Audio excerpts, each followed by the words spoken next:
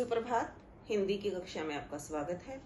आज हिंदी के कक्षा में हम हिंदी के विकास के बारे में ही जानकारी लेंगे कि भारतीय आर्य भाषा का विभाजन किस तरह से हुआ है और किस तरह से हिंदी भाषा का विकास हुआ है।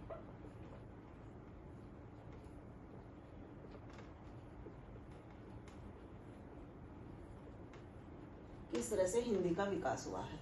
तो हम जो हमारा काल विभाजन होता है उसको हम ईसा मसीह के जन्म से को मतलब अपना सेंटर बनाकर, कि जब ईसा मसीह का जन्म हुआ था उसको सेंटर बनाकर हम उसका काल विभाजन करते हैं।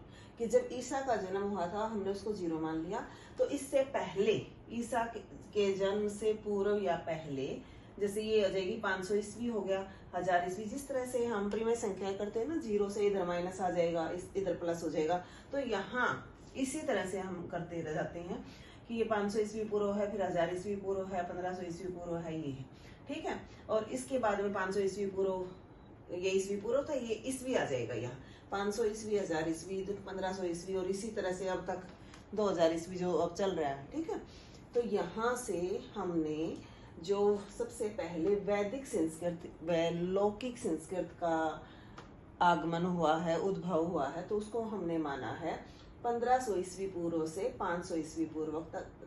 कौन सी है ये है वैदिक संस्कृत व लौकिक संस्कृत। ये जो काल है कितना हो गया, 500 से 1500 तक का 1000 जो वर्ष हो गए, उसमें वैदिक संस्कृत व लौकिक संस्कृत का मतलब उसमें साम्राज्य था, मतलब उसका उसी का प्रयोग किया जाता था, ठीक है।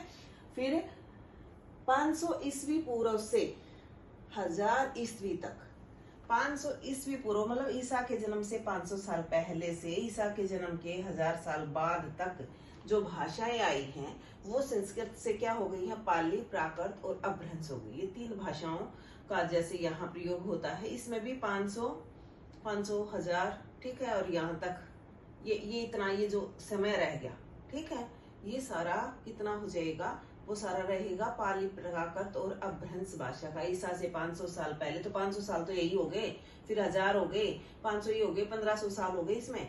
तो जब तक ये 1500 वर्ष हैं उसमें कौन सी भाषा का प्रयोग रहा है, पाली, प्राकृत और अपभ्रंश का।